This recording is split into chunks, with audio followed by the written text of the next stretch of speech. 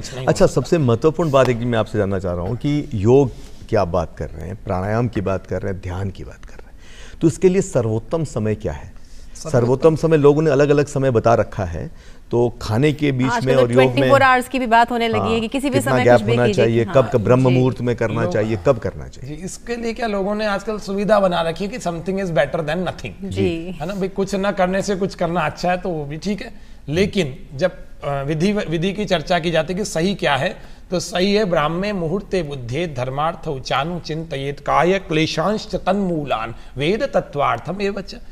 धन की और शरीर की दोनों की, धर्म की और अर्थ की दोनों की अगर चिंता करनी चाहिए तो ब्राह्मे मुहूर्ते बुद्धि, अर्थात सुबह 3:30-4 बजे से लेकर के सुबह 3:30-4 बजे से लेकर लगभग 6 बजे के आसपास का ब्रह्म मुहूर्त होता है। फिर प्रातः काल प्रारंभ होता है 6 बजे के आसपास, और वो लगभग 8 बजे तक 10 बजे तक मान लेते हैं।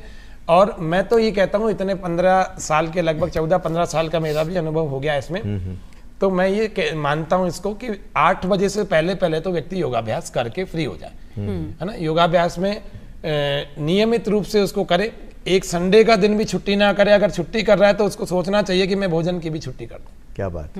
अल्कलाइन फूड में मैंने निवेदन किया कि तले हुए भोजन की जगह सिका वाले, अगर तले हुए से ज्यादा वो है तो राग है तो, और पके हुए से ज्यादा राग है तो उबला वाले वो हेल्दी काम करेगा।